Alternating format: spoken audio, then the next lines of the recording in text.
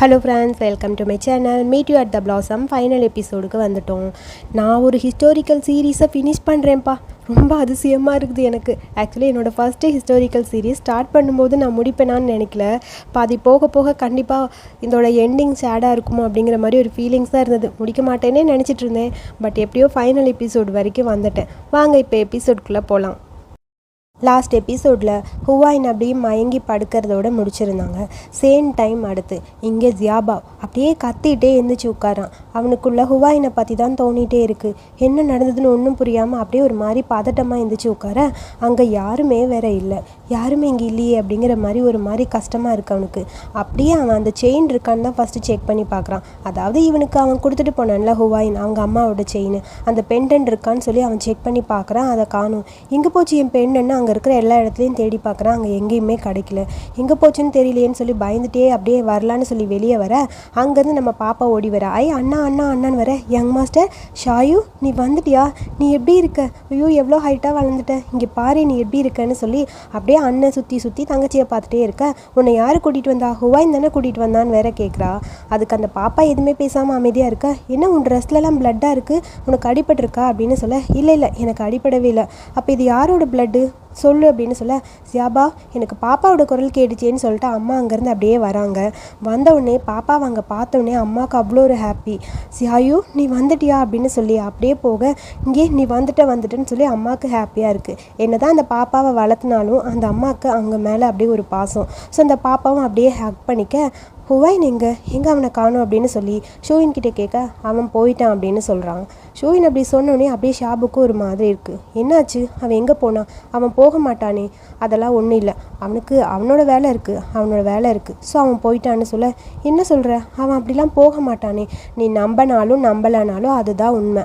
அவன் போயிட்டான். இல்லை நீ என்கிட்ட பொய் சொல்கிற ஷூயின், உண்மையாக சொல்லு. நம்ம 2 பேரும் ஒன்றா தான் வளர்ந்தோம். நீ எப்போல்லாம் பொய் சொல்லுவியோ அது எனக்கு தெரியும். என்னாச்சு உனக்கு? அவனுக்கு என்னாச்சுன்னு சொல்லுன்னு கேட்க, அவன் தான் போயிட்டான்னு சொல்கிறேன்ல. இல்லை அவனுக்கு என்ன ஆச்சுன்னு சொல்லு ஷூயின், ஏன் என்கிட்ட சொல்ல மாட்டேங்கிற? உண்மை சொல்லுன்னு சொல்லி அவன் ஷூயினோட கையை பிடிச்சி இழுத்து கேட்டுகிட்டே இருக்க. அதுக்கு ஷூயின் அவனை பிடிச்சி இப்படி தள்ளி விட்டான். உனக்கு தெரியும், சரி ஓகே நானே உன்கிட்ட சொல்கிறேன், அவன் செத்து போயிட்டான் அப்படின்னு சொல்ல. என்னது செத்து போயிட்டானாங்கிற மாதிரி ஷாக் ஆகிடுது. இல்லை அவன்லாம் சாக மாட்டான்னு சொல்ல. உனக்கு டவுட்டாக இருந்தால் ஷாயுக்கிட்டே கேளுன்னு சொல்ல. அந்த பொண்ணுக்கிட்ட கேட்கலான்னு பார்க்க அந்த பொண்ணு அப்படியே தலையை குனிஞ்சுக்கிறா. அதை பார்த்த உடனே இன்னும் அப்படியே டென்ஷன் ஆகிடுது ஜாபாக்கு. ஒரு மாதிரி ஃபீல் பண்ணிட்டு, இது உண்மையாக இருக்காது, கண்டிப்பாக இது உண்மையாக இருக்காது, அவன் சாக மாட்டான்னு சொல்ல. யங் மாஸ்டர் பேசாமல் இருங்கன்னு சொல்லி ஜின்பாவும் ஷையும் ஒரு பக்கம் பிடிச்சிட்டே இருக்க. அவன் என்கிட்ட சொல்லிட்டு தான் போனான், கண்டிப்பாக நான் திரும்ப வந்துடுவேன்னு சொல்லி. அவன் எப்படி போவான்? அவன் போக மாட்டான். என் கழுத்தில் இந்த பெண்டன்ட் எங்கே? அவன் எனக்கு கொடுத்தது அது எங்கே அப்படின்னு சொல்லி கேட்க, அவன் தான் செத்துட்டான், அவனோடது உனக்கு எதுக்கு? அதான் அந்த பெண்டன்ட்டை நான் அவன்கிட்டயே தூக்கி போட்டேன் அப்படிங்கிற மாதிரி ஷோயின்னு சொல்ல. இது உண்மையாக இருக்காது, கண்டிப்பாக இது உண்மையாக இருக்காது, அவன் சாக மாட்டான், அவன் வந்துடுவான்னு சொல்ல. உண்மையாக அவன் செத்து போயிட்டான், அதான் உண்மை அப்படிங்கிற மாதிரி ஷூயின் கத்த. இல்லை அப்படி அவன் செத்து போயிருந்தான் அவனோட உடம்பு எங்கே? அதை பார்த்தா தான் நான் நம்புவேன்னு சொல்ல. ஜியாபா, உனக்கு ஏன் இப்படி இருக்க? நான் எத்தனை டைம் சொன்னாலும் உனக்கு புரியவே புரியாதா? நான் உன்கிட்ட பொய்லாம் சொல்லலை, உண்மையை தான் சொல்கிறேன். அவன் உன்னை கஷ்டப்படுத்தினான், உனக்கு பாய்சன் கொடுக்க காரணம் அவன் தான். உன் ஃபேமிலி மொத்தமாக அவனால தான் எல்லாமே செதஞ்சு போச்சு. இன்னும் நீ அவனையே நம்பிக்கிட்டு இருக்க. ஏன் அவன் மேலே இவ்வளோ பாசம் உனக்கு அப்படிங்கிற மாதிரி டென்ஷனாக ஷூயின் கத்திட்டே இருக்க. அப்படியே கேட்டோடனே அழுகையாக வருது ஜியாபாக்கு. ஒரு மாதிரி அழுதுகிட்டே தான் இருக்கான். அப்படியே ஷூயினுக்கு டென்ஷனாக அவனை பிடிச்சி அப்படியே கீழே தள்ள. கரெக்டாக ஜின்பாவை அவனை பிடிச்சிடறான். இது உண்மையாக இருக்காது, கண்டிப்பாக உண்மையாக இருக்காது, அவன் சாக மாட்டான், அவன் வந்துடுவேன்னு சொல்லிட்டு தான் போனான், கண்டிப்பாக ஹுவாயின் என்னை விட்டு போக மாட்டான். ஹுவாயின்னு சொல்லி ஒரு மாதிரி அழுதுகிட்டே இருக்கான். இன்னும் அவன் உயிரோடு இருக்கான் அப்படித்தானே? சொல்லு ஷூயின், அவன் சாகலையில், அவன் இருக்கான்ல ஷூயின், எனக்கு தெரியும் அவன் சாக மாட்டான்னு அப்படியே கீழே முட்டி போட்டு உட்காந்துட்டான். ஷூயின் பக்கத்தில் அப்படியே கெஞ்சுற மாதிரி உட்காந்துட்டான். நான் உன்கிட்ட நிறைய பண்ணியிருக்கேன் சின்ன வயசுலேருந்து, அதுக்கெல்லாம் என்னை மன்னிச்சிடு. என்னால் நீ நிறைய கஷ்டப்பட்டிருக்க, ப்ளீஸ் புரிஞ்சுக்கோ. அது எல்லாத்தையும் நான் உனக்கு திரும்ப தந்துடுவேன், என்னால் முடியும். ப்ளீஸ் உனக்கு என்ன கொலை பண்ணணுன்னா பண்ணிக்கோ, அதுக்கு பரவாயில்ல. ஆனால் அவனை மட்டும் விட்டுரு ப்ளீஸ், அவனை விட்டுரு ஷூயின். அவன் என் கூடயே இல்லாட்டியும் பரவாயில்ல, அவன் நல்லா இருக்கணும். அவன் இத்தனை வருஷமாக நிறைய கஷ்டப்பட்டிருக்கான். நான் உனக்கு ப்ராமிஸ் பண்ணி கொடுக்குறேன், கண்டிப்பாக அவனை விட்டுரு. நீ சொல்கிற எல்லாத்தையுமே கேட்பேன். நான் திரும்ப அவனை பார்க்கவே மாட்டேன், அவன்கிட்ட நான் எதுவுமே பேசவே மாட்டேன். ப்ளீஸ் புரிஞ்சுக்க ஷூயின். நீ சொன்னபடி நான் கல்யாணம் பண்ணிக்கிறேன், எனக்குன்னு ஒரு ஃபேமிலியை நான் அரேஞ்ச் பண்ணிக்கிறேன். என்ன ஆனாலும் சரி, அவன் தனியாக இருந்தாலும் பரவாயில்ல, ஆனால் உயிரோடு இருந்தால் அதுவே எனக்கு போதும் ஷூயின். ப்ளீஸ் ஷூயின், அவனை காப்பாற்றுன்னு சொல்ல. அம்மாவுக்கு ஒரு மாதிரி கஷ்டமாயிடுச்சு. ப்ளீஸ் இவனை கஷ்டப்படுத்தாதீங்கிற மாதிரி அம்மா அப்படியே ஷாபா பக்கத்தில் நின்று ஷூயினை பார்த்து பேசுகிறாங்க. சரி ஓகே, இப்போ நம்மளுக்கு ஜியாபாவை க்யூர் பண்ணணும்னா அதுக்கு 2 பேர் வேணும். அதாவது 2 பேருக்கு மார்ஷல் ஆர்ட் தெரிஞ்சிருக்கணும். ஒருத்தர் இங்கே இருக்க, இன்னொருத்தர் வேணும். அது முதல்ல பாரு. அப்படி இல்லைன்னா இவன் சீக்கிரம் செத்து போயிடுவான். பரவாயில்லையா, டிசிஷன் நீயே எடுத்துக்கோ அப்படிங்கிற மாதிரி டாக்டர் பேசிகிட்டே இருந்துச்சு நிற்க ஷோ எனக்கு டென்ஷன் ஆகுது. இவன் வேறு கெஞ்சிக்கிட்டே இருக்கிறானா, அதையும் வேறு பார்க்க நான் உங்ககிட்ட கெஞ்சி கேட்டுக்கிறேன்னு சொல்லி காலெல்லாம் விழுந்து கேட்க பாப்பாவுக்கு டென்ஷன் ஆயிடுச்சு. அண்ணா இந்த மாதிரிலாம் பண்ணாதீங்க, அவர் உயிரோடு தான் இருக்காங்க, நம்ம போனோம்னா கண்டிப்பாக அவங்கள காப்பாற்றிடலான்னு சொல்ல அப்படியா வா போகலான்னு சொல்லிட்டு வேகமாக எழுந்துச்சு. அப்படியே ஷியாபா போக நில்லு நீ போகாதன்னு ஷூயின் அப்படியே கையை பிடிச்சி ஸ்டாப் பண்ணுறான். ப்ளீஸ் ஷூயின் என்னை விட்டுரு அப்படின்னு சொல்லி கெஞ்சிட்டே இருக்க நான் ஆள் அனுப்பி அவனை கூட்டிகிட்டு வர சொல்கிறேன், நீ பேசாம இரு. சை ஜின்பா போய் அவனை என்னாச்சுன்னு பாருங்க அப்படின்னு சொல்ல இவங்க 2 பேர் வேகமாக அங்கே போக ஷியாபாவுக்கு அப்போ தான் கொஞ்சம் நிம்மதியாக இருக்குது. பார்த்து போடான்னு சொல்லி ஜின்பாவை பார்த்து டாக்டர் சொல்ல சரி ஓகேன்னு சொல்லிட்டு அவனை அந்த பக்கம் போயிட்டான். ஒரு வழியாக நம்ம ஹுவாயினை கூட்டிகிட்டு வந்துட்டாங்க போல். அப்படியே அவனுக்கு ட்ரீட்மெண்ட்லாம் பார்த்து பெட்டில் படுக்க வச்சுருக்கேன். அப்படியே மெல்ல கண்ணை திறந்து பார்க்குறான். நீ எந்திரிச்சிட்டியா, உன்னை காப்பாற்ற முடியாதுன்னு நான் பயந்துக்கிட்டே இருந்தேன்னு தெரியுமான்னு ஷியாபாவை பக்கத்தில் உட்காந்து அவன் கையை பிடிச்சி அப்படியே அழுதுகிட்டே இருக்க லைட்டாக கண்ணை திறந்து ஹுவாயின்னு பார்க்குறான். ஷியாபா நான் இங்கே தான் இருக்கேன், நான் உன் கூட தான் இருக்கேன், உன் பக்கத்தில் தான் இருக்கேங்கிற மாதிரி அவனை பார்த்துட்டே இருக்க மெல்ல ஹுவாயின் அப்படியே அவன் கையை எடுத்துகிட்டு வரான். அப்படியே ஷியாபா அவன் கையை கொண்டு போக 2 பேர் கையும் அப்படியே ஒரு மாதிரி டச் ஆகிற மாதிரி 2 பேர் அப்படியே ஃபீலிங்ஸோடு இருக்க ஒரு மாதிரி ஹாப்பியாக இருக்குது. நீ இப்போ எப்படி இருக்க அப்படிங்கிற மாதிரி ஷியாபாவை கேட்க பரவாயில்ல நல்லா இருக்கே அப்படிங்கிற மாதிரி இருக்கு.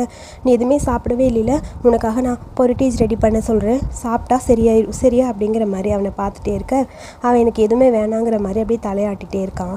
அதுக்கப்புறம் எந்திரிச்சு அப்படியே உட்கார ஷியாபாவை பார்த்த உடனே ரொம்ப ஹாப்பியாகிடுது ஹுவாயினுக்கு அப்படியே ஒரு மாதிரி ஹாப்பியாக இருக்க அவனை அப்படியே க்ளோஸ் அப்பில் பார்த்துட்டே இருக்க 2 பேரும் க்யூட்டாக அப்படியே ஒரு லாங் கிஸ் பண்ணிக்கிறாங்க. இந்த சீரீஸில் வந்த ஒரு லாங் கிஸ்ஸு ரியல் கிஸ்ஸு இதுதான் நினைக்கிறேன். சைனீஸ் சீரீஸ்லேயே வந்த முதல் கிஸ்ஸு நான் பார்த்த வரைக்கும் தான். மோஸ்ட்லி சைனீஸ் சீரீஸ் நான் பார்த்ததில்ல. ஸோ அதனால் நான் சொல்கிறேன் ரொம்ப க்யூட்டாக அழகாக அந்த கிஸ்ஸிங் மூமெண்ட்டு அப்படியே லென்த்தியாக போயிட்டுருக்க 2 பேர் அப்படியே க்யூட்டாக கிஸ் பண்ணிகிட்ருக்க கிஸ் போயிட்டே இருக்கா. ஒரு வழியாக கிஸ்ஸிங் எல்லாம் முடிய போதும் நீ ரெஸ்டடு, அதான் இப்போ ரொம்ப முக்கியம் அப்படிங்கிற மாதிரி ஷியாபா அப்படியே ஹுவாயினை பார்த்து சொல்ல நீ படுத்துக்கோன்னு சொல்லி பக்கத்தில் போக அவனோட தோல்லே சாஞ்சு அப்படியே அவன் படுத்துக்கிறான். இங்கே ஹாப்பி மூமெண்ட் போயிட்டு இருக்கும்போது அங்கே சிவபூஜையில் கரடி வரணும்ல, அதே மாதிரி டாக்டரு சை அப்புறம் ஜின்பா 3 பேர் வராங்க. சரி அவனை படுக்க வை, நான் செக் பண்ணணுன்னு சொல்ல நீ படு, அவர் ஒன்று செக் பண்ண போகிறாரு அப்படின்னு சொல்லி ஹுவாயினை படுக்க வைக்க அவன் முடியாதுங்கிற மாதிரி அப்படியே கையை பிடிச்சிட்டே உட்காந்துருக்கான். நீ படுத்துக்கோ, டாக்டர் உன்னை பார்ப்பாங்கன்னு சொல்ல சரி ஓகேன்னு சொல்லி படுத்துக்க. அப்புறம் டாக்டர் அவன் கையிலலாம் அந்த விசை ஏறி இருந்ததில் அதெல்லாம் செக் பண்ணல, அதை செக் பண்ணி பார்த்துட்ருக்காரு. பார்த்து அவனுக்கு வலிக்க போகுது மெல்லன்னு சொல்ல இவாலுமே தாங்க முடியலப்பாங்கிற மாதிரி டாக்டருக்கே டென்ஷன் ஆகிடுது ஷியாபாவை பார்த்து. அப்புறம் ஷியாபா மறந்துட்டியா, உனக்கு என்ன நடக்குதுன்னு தெரியாதா, நீ ஷூயினை பற்றியே தான் கேட்டுட்ருக்க, முதல்ல உன்னோட லைஃப்பை நீ பாரு, ஏன் அடுத்தவங்கள பற்றியே திங்க் பண்ணிகிட்ருக்க அப்படிங்கிற மாதிரி டென்ஷன் ஆகிடுது டாக்டருக்கு. அப்புறம் இந்த வெதர் வேறு மாறிட்டே இருக்குது, இந்த டைம் வேணாலும் மாறலாம், உனக்கான ட்ரீட்மெண்ட் இன்னும் 6 நாளில் ஆரம்பிக்கணும், அதுதான் ரொம்ப முக்கியம், நீ அதில் பொழைக்கிறியா இல்லையாங்கிறது அதுக்கப்புறம் தான் தெரியும் சரியா அப்படிங்கிற மாதிரி சொல்ல சரி ஓகே அப்படின்னு சொல்லி அப்படி குனிஞ்சுக்கிறான். வா ஜின்பாவை போகலான்னு சொல்லிட்டு ஜின்பாவையும் ஷையும் கூட்டிகிட்டு அப்படியே டாக்டர் வெளியே போயாச்சு. இப்போ மழையெல்லாம் போக வெயில் வர ஆரம்பிச்சிருச்சு. அதுக்கப்புறம் நம்ம ஷியாபாவோட ட்ரீட்மெண்ட்டு ஒரு பெரிய பாத் டப் மாதிரி இருக்குது, நிறைய தண்ணி அதில் ஊற்றி ஷியாபாவை அதில் உட்கார வச்சுட்டு ஒரு சைடு ஷூயின்னு இன்னொரு சைடு நம்ம ஹுவாயின்னு 2 பேரும் உட்காந்து முறைச்சு வேற பார்த்துட்ருக்காங்க. ஆக்சுவலி இவங்க 2 பேர் இருந்தால் தானே அவனுக்கு ட்ரீட்மெண்ட் பார்க்க முடியும் டாக்டர் சொன்னனால 2 பேரும் அப்படியே டென்ஷனாக பார்த்துட்டே இருக்க. டாக்டர் வந்தாச்சு. ஓகே ஃபஸ்ட்டு யாருப்பா ஆரம்பிக்க போகிறீங்க, நான் அப்படின்னு ஷூயின்னு சொல்ல இல்லை நானுன்னு சொல்லி ஹுவாயின்னு சொல்கிறான். இங்கே பாரு நான் தான் ஃபஸ்ட்டு பண்ணுவேன், ஏன் நான் பண்ணக்கூடாதா, இங்கே பாரு 2 பேரும் சண்டை போடுற, வெளியே போய் சண்டை போடுங்க, இவன் செத்து போயிடுவான், அதுக்கப்புறம் என்னையும் சொல்லாதீங்கிற மாதிரி டாக்டர் பேச சரி ஓகே நீ ஆரம்பி அப்படின்னு சொல்ல சரி ஓகேன்னு ஷூயின் ஆரம்பிக்க போகிறான். பின்னாடி அவனை பத்திரமா பிடிச்சிக்கணும்னு சொல்ல இங்கே பாரு நான் உன் கூட தான் இருக்கேன், நீ பயப்படாத சரியா, வலிக்காது அப்படின்னு சொல்ல வலிக்கு காரணமே நீ தான் அப்படின்னு சொல்லி சை ஹுவாயினை பார்த்து சொல்ல கொடுங்க நான் பார்க்குறேங்கிற மாதிரி டேப்லெட் மாதிரி ஏதோ ஒன்று கொடுக்குறாங்க. அதை எடுத்துகிட்டு போய் ஹுவாயின் அப்படியே கொடுக்குறான் நம்ம ஷியாபாவுக்கு. பார்த்து மெல்ல அப்புறம் கம்மியாக சாப்பிட்றனால எந்த தப்பும் கிடையாது சரியா, அது நல்லது தான், அது உன்னோட பாய்சனை கொஞ்சம் கொஞ்சமாக வெளியே கொண்டு வரும், அப்புறம் வலிக்கும், அதை அப்படியே பொறுத்துக்கோ, நான் அந்த நீடில்ஸை 2 டைம் உன் மேலே யூஸ் பண்ண போகிறேன், அது கொஞ்சம் வலிக்கும், தூங்கிடாத, இடையில தூங்கவே கூடாது சரியா, நீ தூங்கின எல்லாமே போயிடும், அதை முதல்ல புரிஞ்சுக்கோ அப்படிங்கிற மாதிரி டாக்டர் சொல்ல இங்கே பாரு உனக்கு வலிச்சிச்சுன்னா என்கிட்ட சொல்லு, தூங்காத சரியா அப்படிங்கிற மாதிரி ஹுவாயின் அப்படியே ஷியாபாவை பார்த்து சொல்ல நான் சொல்கிறேன் கண்டிப்பாக முதல்ல உன்னை பார்த்துக்கோ, நீ ரொம்ப முக்கியம் இல்லை அப்படின்னு ஹுவாயின்ட்ட சொல்ல, எனக்கு என்னை பற்றி கவலை இல்லை, நீ தான் எனக்கு ரொம்ப முக்கியம்னு சொல்ல, உடனே ஷூயினுக்கு டென்ஷன் ஆயிடுது. நான் இங்கே ஒருத்தர் இருக்கேன் தெரியுதா இல்லையா அப்படிங்கிற மாதிரி சொல்ல, அப்புறம் ஜியாபாவை மறந்துட்டியா, நீ என்கிட்ட ஒரு ப்ராமிஸ் பண்ண, நீ அவனை நான் காப்பாற்றிட்டா அவனை விட்டுட்டு போயிடுவேன்னு சொன்னேன், இப்போ நம்ம ஜாலியாக இருக்க அப்படின்னு சொல்ல, உன் ஃபேமிலி ஹாப்பி, அப்புறம் சந்தோஷம், குழந்தைங்க அது இதுன்னு சொன்னேன், இப்போ எல்லாத்தையும் முடிச்சுட்டேன், அது ஒரு பேண்டேட் சொல்யூஷன் மாதிரி சும்மா தான் அப்படிங்கிற மாதிரி ஜியாபாவை சொல்ல, புரியுதுடா உன்னை பற்றி எனக்கு புரியுதுங்கிற மாதிரி அப்படியே திட்டிக்கிட்டே நிற்கிறான் அங்கே நம்ம சோயின். இங்கே பாரு அவனை இன்சல்ட் பண்ணாத அப்படிங்கிற மாதிரி ஹுவாயின் கத்த, இங்கே பாருங்க 2 பேர் இப்படியே பேசிகிட்டு இருந்தீங்க, அவன் செத்து போயிடுவான் பரவாயில்லையா அப்படின்னு டாக்டர் சொல்ல, சரி ஓகே ட்ரீட்மெண்ட் ஆரம்பிப்பாங்கிற மாதிரி ட்ரீட்மெண்ட் ஆரம்பிக்கிறாங்க. ஒரு பக்கம் மார்ஷியல் ஆர்ட் மூலமாக அவனுக்கு பெயின் வந்து கம்மி பண்ணுறதுக்காக ஷூயின் ஒரு சைடு முதுகில் கை வச்சுட்டு அவனோட மொத்த சக்தியும் அங்கே யூஸ் பண்ணிகிட்ருக்க, அவனுக்கு வேர்க்குது, அது எல்லாத்தையும் தொடச்சி விட்டுட்டு ஒரு பக்கம் ஆப்போசிட்டில் ஹுவாயின் இருக்கான். ஸோ டாக்டர் அந்த இன்ஜெக்ஷன் வச்சு அவன் முதுகில் குத்தி அந்த பாய்சன் ஒன்று அப்படியே வெளியே எடுத்துகிட்டே இருக்க, ஜின்பா அங்கே வந்து தண்ணியெலாம் கொண்டு வந்து அந்த அப்படி பாத்டப்குள்ளே ஊற்றிட்டுருக்கான். ஸோ இங்கே அந்த இன்ஜெக்ஷன் வைக்கிறது போகிறதுன்னு இந்த ட்ரீட்மெண்ட் வந்து அப்படியே ஒரு மாதிரி கண்டினியூ ஆகிட்டே இருக்குது. ஓரளவுக்கு அவனோட பாய்சன்ஸ் எல்லாம் அப்படியே எடுத்துகிட்டே இருக்காங்க. ஸோ அடுத்தது இவன் முடிச்சிட்டான், அடுத்தது நம்ம ஹுவாயின் வந்து அவனோட மார்ஷல் ஆர்ட் யூஸ் பண்ணணும். ஸோ அவனோட பவர் மூலமாக இவனை தூங்க விடாமல் பண்ணுறக்காக அவன் பண்ணிகிட்ருக்கான். அந்த பக்கம் உட்காந்து ஷூயின் வந்து தியானம் பண்ணுற மாதிரி உட்காந்துருக்கான். உங்களுக்கு வேர்க்குதா, நான் வேணால் தொடச்சி விட்டுட்டா அப்படின்னு சொல்லி ஷாய் அப்படியே அவனால் முடிஞ்ச ஹெல்ப்பாக அவன் பண்ணிகிட்ருக்க, எனக்கு வேர்க்குது நீ முதல்ல தொட அப்படிங்கிற மாதிரி டாக்டர் சொல்ல ஜின்பா அவனை தொடச்சி விட்டுட்ருக்கான். ஸோ அவன் உடம்புல அந்த விஷத்தை எல்லாம் கொஞ்சம் கொஞ்சமாக அப்படியே முடிச்சு எடுத்துகிட்ருக்காங்க. அடுத்து ஹுவாயினோட வளர்ப்பு அப்பா அதாவது சித்தப்பா அவங்கள தான் காட்டுறாங்க. ஜெயிலில் பிடிச்சி அடைச்சி வச்சுட்டாங்க போல். கியூ அவங்களுக்காக சாப்பாடெல்லாம் எடுத்துகிட்டு வந்து கொடுக்க, அப்படியே அந்த சாப்பாடெல்லாம் லீ எடுத்து வச்சுட்ருக்காங்க. இந்தா இது எல்லாத்தையும் சாப்பிடுன்னு சொல்ல, நீ என்ன நினச்ச, என்னை அரெஸ்ட் பண்ணா அப்படியே எல்லாத்தையும் ஸ்டாப் பண்ணிடலான்னு நினச்சிட்டியா, 20 வருஷமாக நான் வேலை பார்த்துருக்கேன், நானே செத்து போனாலும் என்னோட மலையில் இருக்க அத்தனை பேரும் அதை அவ்வளோ சீக்கிரமாக விட மாட்டாங்க, கண்டிப்பாக அங்கே ஒரு போர் நடக்கும், புரியுதா உனக்கு, நீ என்ன தான் பண்ணாலும் நடக்க தான் போகுது, நீங்கள் அமைதியான ஒரு அரசவையில் இருக்கவே முடியாதுன்னு சொல்லி வில்லத்தனமாக பேசிகிட்டே இருக்க, நீ நினைக்கிற மாதிரி எதுவும் கிடையாதுன்னு சொல்ல, நான் சொல்கிறது உனக்கு புரியுதா இல்லையா, நான் உன்கிட்ட பேசணும், ஹுவாயினை பற்றி பேசணும்னு சொல்லி லீ சொல்கிறான். ஹுவாயினை பற்றி பேச என்ன இருக்குது, அவனை பற்றி பேச எனக்கு எதுவுமே இல்லை அப்படிங்கிற மாதிரி அப்படியே அப்பாவுக்கு டென்ஷன் ஆகிடுது. இப்போ அவனை பற்றி பேச எதுவும் இல்லை, நீ போ அப்படிங்கிற மாதிரி டென்ஷனாக சொல்ல, இல்லை உனக்கு ஞாபகம் இருக்கா, நான் உங்ககிட்ட கேட்கணும்னு நினச்சேன், சின்ன வயசுலேயே அவன் அம்மாவை எழுந்து டோங் எவ்வளோ கஷ்டப்பட்டா, அவளை பொறுத்த வரைக்கும் அவளுக்கு யாருமே இல்லை, அவளை கேர் பண்ணி பார்த்துக்கிறதுக்கு ஒருத்தருமே இல்லை, ஸோ அதனால் அவள் ரொம்ப கஷ்டப்பட்டா, அவளுக்கு ஒரு குழந்தை பிறந்தா அந்த குழந்தைய பத்திரமா பார்த்துக்கணும்னு நினச்சா, அவள் ரொம்ப கைண்டான ஒரு பர்சன், அவள் எல்லாத்தையுமே பாசமாக பார்த்துப்பா, அவளுக்கு குழந்தைங்கன்னா அவ்வளோ பிடிக்கும், அவள் ஒரு தடவை சொன்னான், எனக்கு குழந்தை வந்தால் அந்த குழந்தைய கண்டிப்பாக நான் நல்லபடியாக பத்திரமா பார்த்துப்பேன்னு, ஆனால் நீ எவ்வளோ கஷ்டப்படுத்தின ஹுவாயினை, நீ தான் அவனுக்கு அந்த பேரையே வச்சேன், வாயை மூடு நான் பேச மாட்டேன் அப்படிங்கிற மாதிரி அப்படியே டென்ஷனாக அப்பா அப்பயும் கெத்தாவே பேசிகிட்டு இருக்க, இதை பற்றி பேச எதுவும் இல்லை வாய் மூடிட்டுரு அப்படிங்கிற மாதிரி டென்ஷனாக கத்திட்டே இருக்காரு. ஆனால் நீ அவளோட குழந்தைய அவகிட்ட இருந்து பிரித்து பிறந்த உடனே தூக்கிட்டு போயிட்டேன், அதுக்கப்புறம் அந்த பையனை நீ பத்திரமா பார்த்துக்கிட்டியா, அது மட்டும் இல்லாமல் அவனை எவ்வளோ டார்ச்சர் பண்ண முடியுமோ அவ்வளோ டார்ச்சர் பண்ணியிருக்க, அவனை ரொம்ப கஷ்டப்படுத்தியிருக்க, இந்த உலகத்தில் அவனுக்கு எவ்வளோ டார்ச்சர் கொடுக்க முடியுமோ அத்தனையுமே நீ தான் கொடுத்துருக்க, அவன் என் பையன் கிடையாது, யுனிலனோட பையன், சரி இருக்கட்டும், நீ தானே அவனுக்கு ஹுவாயின்னு பேர் வச்ச, அவன் வெறும் அவனுக்கு மட்டும் பையன் கிடையாது, டோங்கோட பையன், அது உனக்கு புரியுதுல்ல, டோங்கு மாதிரியே தானே அவனும் இருக்கான், எப்படி உன்னால் முடிஞ்சது, அவனை இவ்வளோ டார்ச்சர் பண்ண, அவனை ஏன் இப்படி பண்ண, ஏன் இவ்வளோ கஷ்டப்படுத்திட்டே இருந்த, ஏன்னு சொல்லு அப்படிங்கிற மாதிரி லீக்கு டென்ஷனாக அங்கே இருக்க சாப்பாட்டெல்லாம் அப்படியே தள்ளி விட்டுட்டு, இங்கே பாரு வாயை மூடிட்டு நீ எதுக்கு இதெல்லாம் பேசிகிட்டு இருக்க, உனக்கும் அவளுக்கும் என்ன பிரச்சனை, எதுக்கு நீ அவளை பற்றி இப்படி பேசுகிற அப்படின்னு சொல்ல, இங்கே பாரு நீ சொல்கிற மாதிரி எனக்குள்ள தப்பான ரிலேஷன்ஷிப்பெல்லாம் கிடையாது, என்னை பொறுத்த வரைக்கும் நான் உன்ன மாதிரி கிடையாது, டோங்கை பொறுத்த வரைக்கும் எனக்கு ஒரு சிஸ்டர் மாதிரி, அவள் எப்பயுமே என் தங்கச்சி மாதிரி தான் நான் நினச்சேன், ஸோ நீ ஒரு தடவை சொன்ன அவள் கூட நல்ல வாழ்க்கை வாழ போகிறேன்னு, ஆனால் யோசிச்சுப்பாரு இப்போ அவளுக்கு பிடிச்ச ஒரு சாப்பாடும் உன் கண்ணு முன்னாடி நான் கொண்டு வந்து வச்சுருக்கேன், ஆனால் அதெல்லாம் பார்க்க கூட இல்லை, நீ அப்படியே தட்டி விடட்டில அப்படின்னு சொல்ல திரும்பி பார்க்குறான், அது எல்லாமே இவனோட அந்த ஹுவாயினோட அம்மாவுக்கு ரொம்ப பிடிச்ச சாப்பாடு போல், அதை அப்படியே தட்டி விடவும் அப்படியே அவனுக்கே ஒரு மாதிரி ஆயிடுச்சு, கீழே குனிஞ்சு ஐயோ இந்த சாப்பாட்டையும் நம்ம கீழே போட்டோங்கிற மாதிரி டோங் டோங் டோங்னு சொல்லி அந்த சாப்பாடு எடுத்து அப்படியே பார்த்துக்கிட்டே இருந்து ரொம்ப ஃபீல் பண்ணி அப்படியே அழுகிறான். இல்லை நான் வேணும்னு இந்த மாதிரி பண்ணலை, இது ஏன் தப்பு கிடையாது, நான் வேணும்னு இப்படி பண்ணவே இல்லை அப்படின்னு சொல்லிட்டு அப்படியே பார்த்துட்டே இருக்கான். இது எல்லாத்துக்கும் காரணம் அவங்க தான் நம்ம 2 பேரையும் பிரித்து வைக்கணும்னு நினச்சாங்க, இது எல்லாமே அவங்க தான், நான் ஏன் ஹுவாயினை லவ் பண்ணவே இல்லை, எனக்கு புரியலையே, அவன் உன்னோட பையன் இல்லட்டும், நான் ஏன் அவனை லவ் பண்ணலன்னு எனக்கு தெரியலையே, அது என் அண்ணனோட பையங்கிறனாலையான்னு தெரியல, நான் அவனை ஏன் இப்படி வெறுத்தேன், எனக்கு என்னாச்சு, எனக்கு ஒன்றும் புரியலையே, நான் ஏன் அவனை இவ்வளோ கஷ்டப்படுத்துறேன்னு சொல்லி எல்லாம் முடிஞ்சதுக்கப்புறம் கீழே படுத்துட்டு அப்படியே அந்த சாப்பாட்டை பார்த்து ஃபீல் பண்ணி அவர் அழுதுகிட்டே இருக்க, இதுக்கப்புறம் இங்கே உன்கிட்ட பேசுறது வேஸ்ட்டு. நீ யாரையுமே லவ் பண்ணவே மாட்ட, நீ உன்னை மட்டும்தான் லவ் பண்ணுவ, நீ ஒரு செல்ஃபிஷ் அப்படிங்கிற மாதிரி லீ அப்படியே அவரை பார்த்து கத்திட்டே அந்த பக்கம் போக, இல்லை இல்லை ப்ளீஸ் ஹுவாயினை கூட்டிகிட்டு வா, நான் அவன்கிட்ட பேசணும், நான் உனக்கு ப்ராமிஸ் பண்ணித்தரேன், நான் அவனை எதுவும் பண்ண மாட்டேன், அவன்கிட்ட நான் கொஞ்சம் பேசணும், ஹுவாயின் சொல்லி கூட்டிகிட்டு வா, அவன்கிட்ட நான் பேசணும்னு சொல்லிகிட்டே இருக்க, நான் ஆர்டர் போடுறேன், அதாவது அந்த மவுண்டனில் இருக்க எல்லாருக்கும் இதுக்கப்புறம் எந்த பிரச்சனையும் வரக்கூடாதுன்னு நான் சொல்கிறேன் அவங்களுக்கு, நான் சொன்னால் கண்டிப்பாக அவங்க கேட்பாங்க, நீ ஹுவாயினை கூட்டிகிட்டு வா, நான் ஹுவாயின்கிட்ட பேசணும், நான் அமைதியாக சாகணும்னு ஆசைப்பட்றேன், ஹுவாயினை கூட்டிகிட்டு வான்னு சொல்லிட்டே இருக்க, அதுக்கு எந்த பதிலும் சொல்லாமல் லீ பாட்டுக்கு அப்படியே டோரை லாக் பண்ணிட்டு அந்த பக்கம் போயிட்டாரு. அவர் போனதுக்கப்புறம் அப்படியே இவருக்கு ஒரு மாதிரி கஷ்டமாக இருக்குது. டோங், உன்னோட சாப்பாட்டை நான் தூக்கி போட்டேனேன்னு சொல்லி கீழே இருக்க அந்த சாப்பாடு ஏதோ பீன்ஸ் மாதிரி இருக்குது, அதை எடுத்து சாப்பிட்டுட்டு அப்படியே ஒரு மாதிரி ஃபீல் பண்ணுறாரு.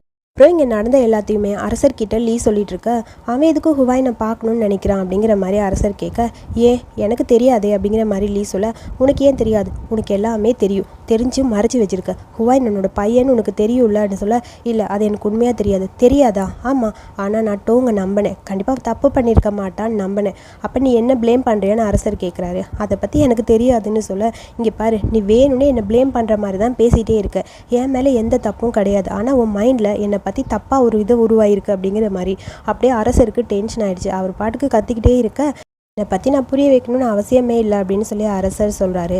சரி ஓகே இருக்கட்டும், இப்போ அந்த மவுண்டெயினில் எப்படி போயிட்டுருக்கு நிலவரம் அப்படின்னு சொல்லி கேட்க, அது எல்லாமே அப்படித்தான் இருக்குது, உங்கள் தம்பி சொன்னார் எப்படியாவது ஒரு டைம் ஹுவாயினை நான் மீட் பண்ணால் அங்கே நிலைமை எல்லாத்தையும் நான் சரி பண்ணிடுறேன் அப்படின்னு சொல்லியிருக்காங்க, அங்கே சண்டை எதுவும் வராமல் நான் பார்த்துக்கிறேன் அப்படின்னு சொல்லியிருக்காங்க அப்படிங்கிற மாதிரி லீ சொல்லிகிட்டே இருக்க, அதை கேட்கும்போது அது எனக்கு என்னென்னு தெரில, நீ வேணால் ஹுவாயினுக்காக அங்கே போய் நில்லு, ஹுவாயினை கேட்டுப்பாரு, அவன் வரானான்னு எனக்கு தெரியல, வந்தால் பார்க்கட்டும் அப்படின்னு சொல்லிட்டு அப்படியே அப்பா அமைதியாக உட்காந்துருக்காரு. சொல்லி அப்படியே அமைதியாக இருக்க, சரி ஓகே அப்போ இதுக்கப்புறம் நான் போய் பார்க்குறேன் அப்படின்னு சொல்ல, சரி ஓகே விட்டுரு, அது ஹுவாயினோட விருப்பம், நீ கேட்டுப்பாரு, வந்தால் கூப்பிடு அப்படின்னு சொல்லிட்டு அப்படியே அரசர் இருக்க, சரி நான் போயிட்டு வரேன்னு சொல்லிட்டு அந்த பக்கம் லீ போயிட்டான். லீ அந்த பக்கம் போனதுக்கப்புறம் அரசர் அங்கே அப்படியே ஒரு பேப்பர் மாதிரி ரோல் மாதிரி ஒன்று இருக்குது, அதை ஓப்பன் பண்ணி பார்க்க அதில் நம்ம ஹுவாயினோட அம்மாவோட பிக்சர். டோங், நான் எந்த தப்பும் பண்ணலை அப்படின்னு சொல்லி அந்த ஃபோட்டோவை பார்த்துட்டே அப்படியே ஒரு மாதிரி அரசர் ஃபீல் பண்ணிகிட்ருக்காரு. அவங்களோட பேக் போஸ்ட் மட்டும்தான் காட்டியிருக்காங்க, அந்த காலத்துலலாம் ஓவியம் மாதிரி தானே வரைஞ்சிருப்பாங்க, ஸோ அது ஒரு பெயிண்டிங் மாதிரி இருக்குது, பார்த்துட்டு அப்படியே அரசர் ஃபீல் பண்ணிகிட்டே இருக்கார்.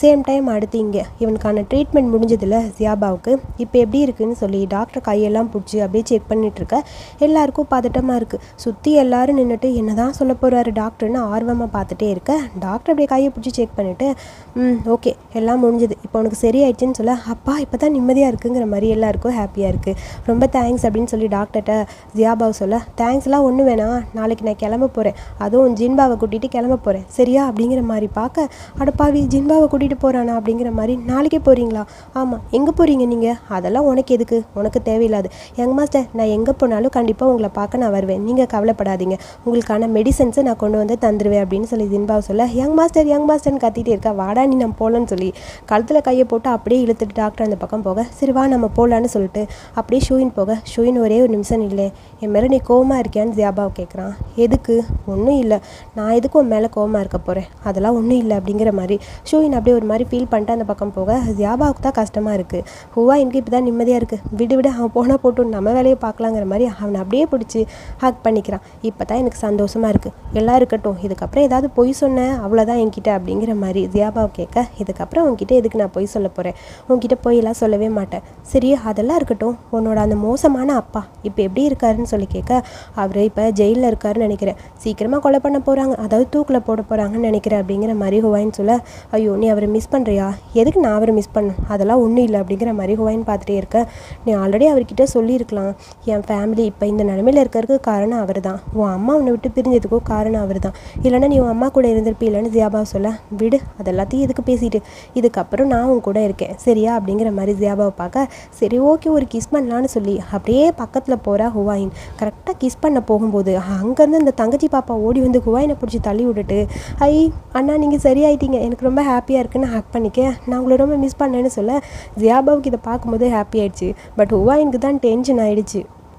இந்த எபிசோடோட ஃபஸ்ட்டு பார்ட்டை நான் இங்கே முடிக்கிறேன். செகண்ட் பார்ட்டு நான் உடனே அப்லோட் பண்ணிடுவேன். கொஞ்சம் லென்த்தியாக இருக்குது வீடியோ, அதனால தான் ஃபஸ்ட்டு பார்ட்டு செகண்ட் பார்ட்டுன்னு இந்த ஒரு எபிசோட் மட்டும் பிரித்து போட்டிருக்கேன். ஃபைனல் எபிசோடில் கொஞ்சம் லென்த்தியாக கொடுத்துருக்காங்க.